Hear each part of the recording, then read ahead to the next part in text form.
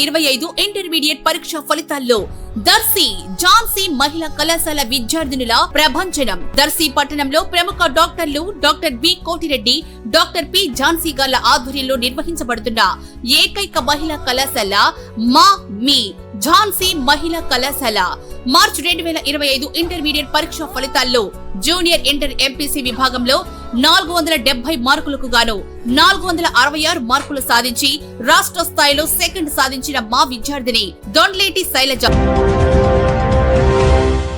దర్శి మండలంలోని రేషన్ కార్డుదారులు ఇక నుంచి రేషన్ షాపుల వద్దకే వెళ్లి రేషన్ సరుకులు పొందాల్సి ఉందని, గతంలో ఉన్నటువంటి రేషన్ సరుకుల వాహనాలను రద్దు చేయడం జరిగిందని దర్శి మండల తహసీల్దార్ ఎం శ్రావణ్ కుమార్ ప్రజలకు వివరాలు తెలిపారు. అందరికీ నమస్కారం. దర్శి మండల వ్యాప్తంగా 36 రేషన్ దుకాణాలు అందుబాటులో ఉన్నాయి. ప్రభుత్వం ఆదేశాల మేరకు ఈ నెల నుండి నిత్యావసర సరుకులు ఏవైతే ఉంటాయో ఇంతకుముందు MDU వెహికల్స్ ద్వారా పంపిణీ చేసేవాళ్ళం. అలా కాకుండా ఇక నుండి రేషన్ డీలర్ ద్వారానే తన నిత్యావసర సరుకులు పంపిణీ చేయడం జరుగుతుంది.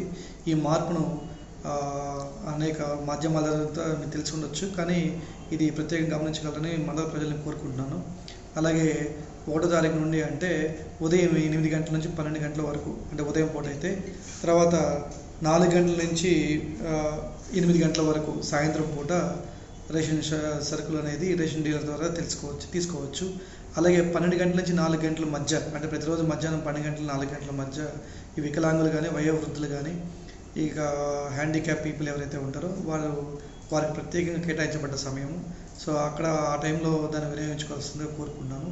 అలాగే ఇంకొక చెప్పాల్సిన పని ఏంటంటే, డీలర్స్ యొక్క బిహేవియర్ ఏవైతే ఉంటుందో తన దగ్గరికి వచ్చే రేషన్ కార్డుదారుల పట్ల చాలా మర్యాదపూర్వకంగా ఉండాలి. అలాగే ప్రతి రేషన్ దుకాణం దగ్గర నిత్యావసర సరుకులు ఏ రేట్లో మనం ఇస్తున్నామో, గవర్నమెంట్ ఇస్తుందో దానికి సంబంధించిన డిస్ప్లే బోర్డు ఒకటి ఏర్పాటు చేసుకోవాలి.